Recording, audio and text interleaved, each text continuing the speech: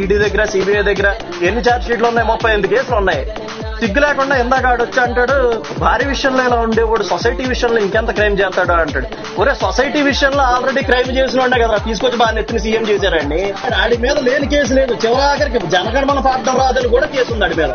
ఆడి affidavit ఈ అమ్మ జీవితం మైక్రో జిరాక్స్లు తీసినా కూడా ఈ అమ్మ మేము పెట్టే స్లిప్పులు కన్నా పెద్దగా ఉంది. అది అమ్మ పెద్ద బండిల్, అది పిహెచ్డి థీసిస్ అంత ఉంటది అది. ఆ ఎఫిడవిట్ నిండా కేసులే. ఈ అమ్మ మళ్ళీ ఏమైనా మాట్లాడితే పవన్ కళ్యాణ్ 3 పెళ్లిళ్ళు చేసుకున్నాడు. పవన్ కళ్యాణ్ 3 పెళ్లిళ్ళు చేసుకున్నాడు రా. పోలవరం అయిపోయిందా దానివల్ల? రాజధాని అయిపోయిందా? 3 రాజధానులు కడతానంటున్నారు కదా, కట్టండి. 3 పెళ్ళాలు వచ్చి ఆపారా 3 రాజధానులు? కట్టండి రా. నా క్యాపిటల్ ఒకటి, ఎగ్జిక్యూటివ్ క్యాపిటల్ ఒకటి, అదేంటది ఆ దిక్కుమాలి క్యాపిటల్, లెజిస్లేచర్ క్యాపిటల్ ఒకటి, 3 కడతానన్నారు కదా, కట్టండి. ఎవడాపాడు మిమ్మల్ని? పవన్ కళ్యాణ్ పెళ్లిళ్ళు ఆపాయా? దేని వల్ల ఆగింది?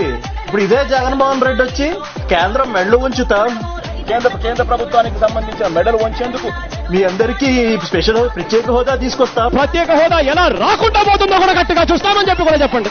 ఏమైంది ప్రత్యేక హోదా? 2 ఎంపీలు ఉండేవారు టీఆర్ఎస్ కి, కేసీఆర్, విజయశాంతి. ఒక్కరోజు పార్లమెంట్ జరిగిన పాపాను పోవడం లేదు. వాళ్ళు ఇద్దరు రోజు వెళ్లలోనే ఉండేవాళ్ళు. 21 మంది ఎంపీలు ఉన్నారు. మీకు ఏం పీకడానికి ఉన్నారు మీ ఎంపీలు? ఒక్క రోజన్నా వెళ్లలో ఉన్నారా? సరే పోనీ 4.5 ఏళ్ళు అయింది. 4.5 ఏళ్లలో కేంద్రానికి వ్యతిరేకంగా ఒక్క ఓటేసారా మీరు? ఒక్క బిల్లు చూపించండి మీరు ఓటేసింది. 25కి 25 ఎంపీ స్థానాలు మనమే తెచ్చుకున్న తర్వాత కేంద్రంలో ఎవరు ప్రధానమంత్రి కావాలనుకున్నా కూడా వాళ్ళకి మనం చెప్పేది ఒకటే, ఎప్పుడో చేస్తాము అంటే ఏమేమి నమ్మం. నువ్వు సంతకం పెట్టు, ఆ తర్వాత మేము మద్దతు ఇస్తాము అని చెప్పి చెబుతాం. తొల్లుకప్పుడు చెప్తారు అక్కడికి వచ్చి కేంద్రం ఎందుకు దిగిరాదో చూస్తాం.